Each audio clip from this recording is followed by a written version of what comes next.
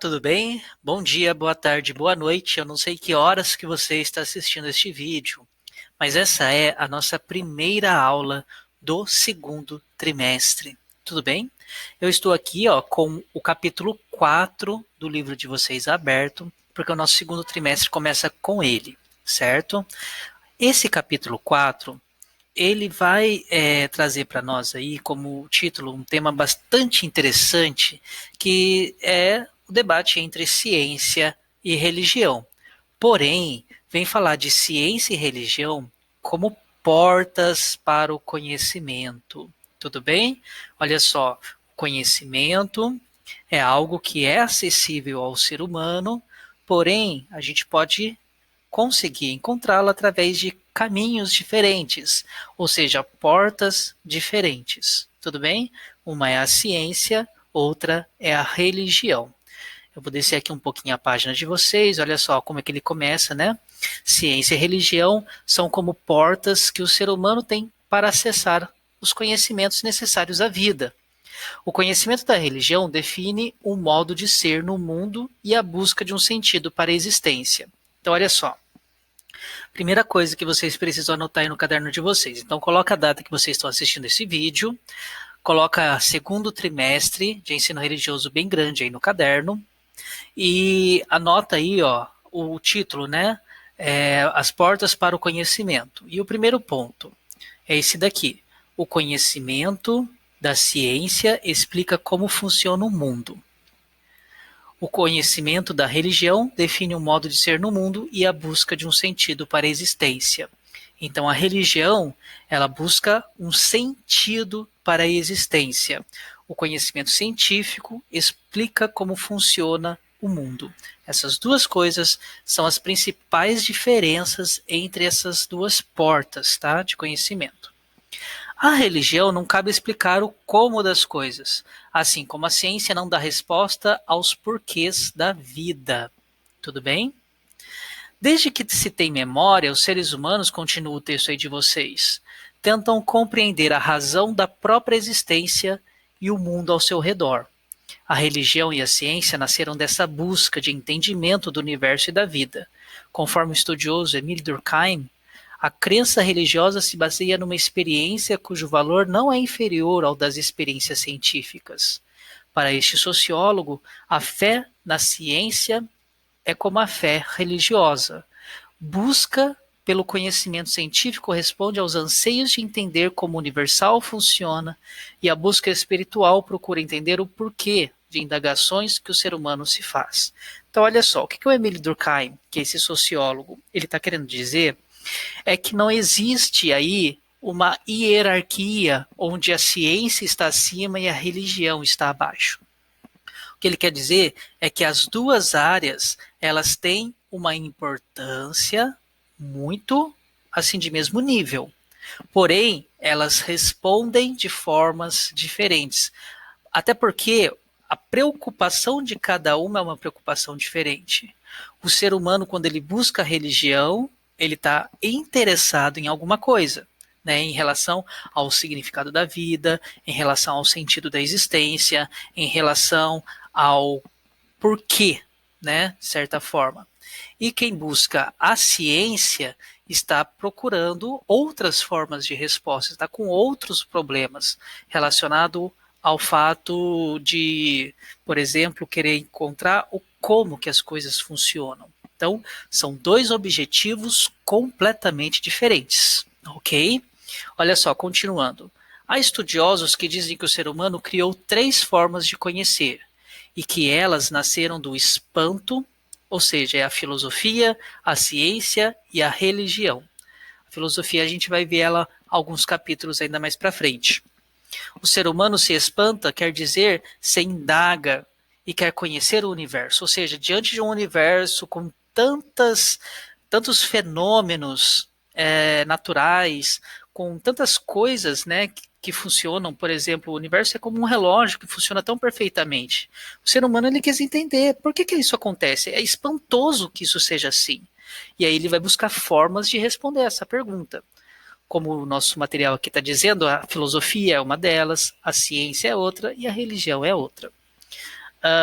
o espanto de haver uma coisa em vez de nada. É a filosofia que pergunta e quer saber. O espanto de haver um universo que a inteligência humana pode conhecer é a ciência que quer entender os fenômenos naturais. E o espanto de haver um sentido que atravessa e ultrapassa o universo e a existência humana é a religião que quer compreender o sentido da vida. Então aí aparecem as três áreas, tudo bem? Com relação por que existe algo ao invés do nada é o espanto da filosofia. Com relação a como que pode haver uma inteligência para conhecer tudo isso, né? É a ciência. E depois, com relação ao sentido e o significado da existência, é a religião. Tudo bem? Continuando aqui, olha só, vai ter um artigo que eu não vou ler com vocês aqui agora, vocês leiam aí na casa de vocês. É uma notícia, né, que fala sobre uma pesquisa em que a maioria dos estudantes conseguem conciliar bem ciência e religião, né? Um dos maiores debates que existe da ciência em oposição à religião é, por exemplo, a questão do darwinismo, da evolução humana, em oposição às narrativas de origem, como, por exemplo, a do Gênesis. Né? Mas a gente não vai entrar nessa matéria aqui agora. O que eu quero que vocês respondam aí no caderno de vocês é a seguinte reflexão aqui, olha. A fé, se bem sustentada, não é ameaçada pelo conhecimento científico. Será que isso é verdade? Será que existe uma forma da ciência ela tornar o conhecimento religioso de certa forma obsoleto? Será que a ciência vai substituir a religião? Então, será que a ciência vai tornar a religião um dia desnecessária?